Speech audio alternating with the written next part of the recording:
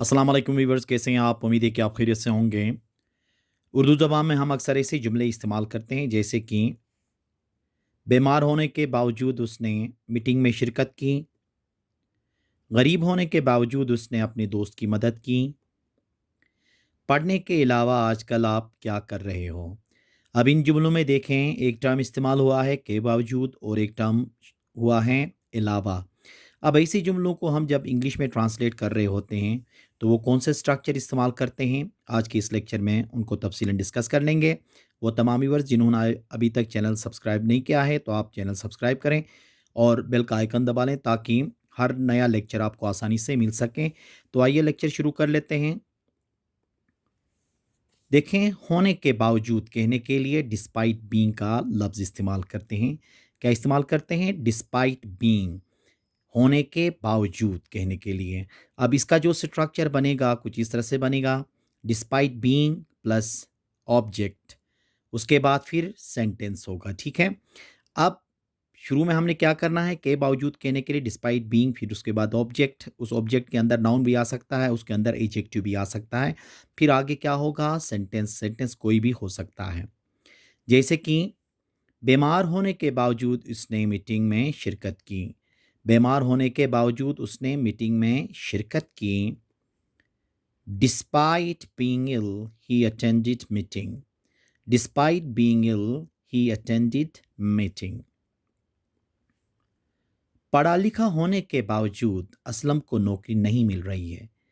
पढ़ा लिखा होने के बावजूद असलम को नौकरी नहीं मिल रही है। Despite being educated, Aslam is not getting a job. Despite being educated, Aslam is not getting a job. गरीब होने के बावजूद उसने अपने दोस्त की मदद की। गरीब होने के बावजूद उसने अपने दोस्त की मदद की।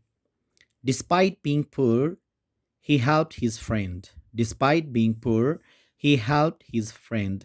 अब देखें, इन सारे जुमलों में हमने क्या इस्तेमाल किया, के बावजूद। अब के बावजूद के लिए हमने क्या इस्तेमाल किया इंग्लिश में, डिस्पाइट बीइंग।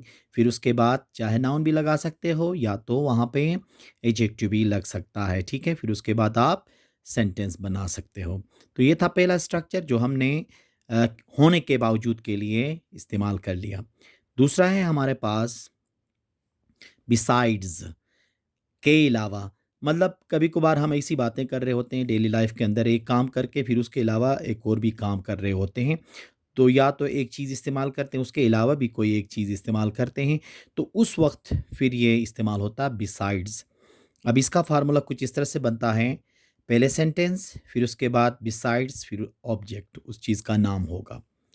जैसे कि आपके अलावा कौन-कौन इस हॉस्टल में रह रहा है? आपके अलावा कौन-कौन इस हॉस्टल में रह रहा है? देखना इसमें के अलावा का लफ्ज़ इस्तेमाल हुआ है। तो इसका तर्जुमा होगा, who all are living in this hostel besides you. Who all are living in this hostel besides you. पढ़ने के अलावा आजकल आप क्या कर रहे हो? पढ़ने के अलावा आजकल आप क्या कर रहे हो? What are you doing nowadays besides reading? What are you doing nowadays besides reading? Aslam और मेरे अलावा यहाँ कोई नहीं रह रहा है। असलम और मेरे अलावा यहाँ कोई नहीं रह रहा है। Nobody is living here besides me and Aslam. Nobody is living here besides me and Aslam. तो के अलावा के लिए हम क्या इस्तेमाल करेंगे, बिसाइड्स का लफ्ज़ इस्तेमाल करेंगे।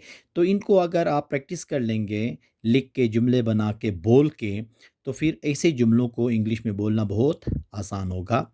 उम्मीद है कि आज का ये लेक्चर आपको पसंद आया होगा। Thank you very much.